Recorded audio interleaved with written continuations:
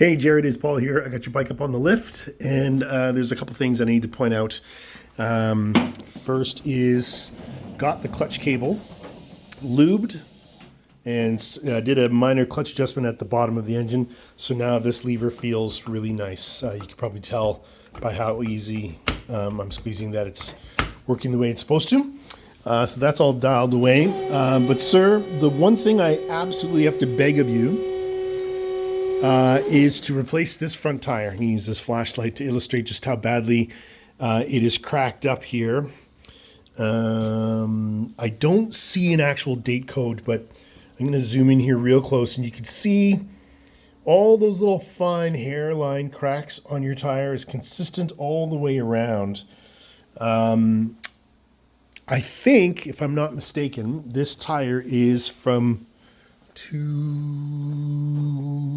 so I can't really interpret this date code 136. I'm gonna guess it's 1996, which makes a lot of sense because this tire is no longer sold, and it is completely all cracked up. I'm sure you can see that, right,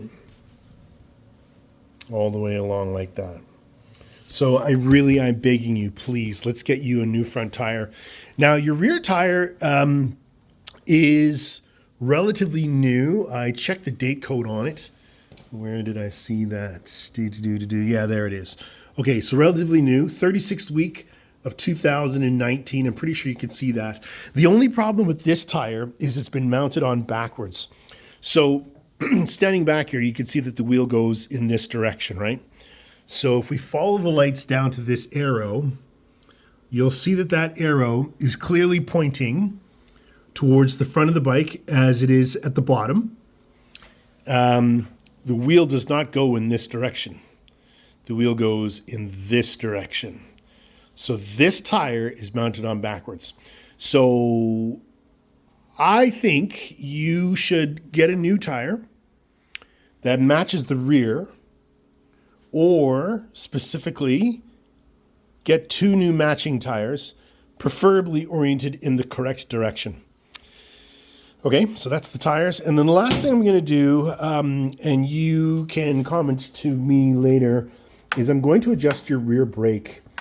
There is an awful lot of motion in this brake pedal before it actually actuates. So I'm going to set it so that you need only step on it this far for the brake to work. It shouldn't go all the way down like that.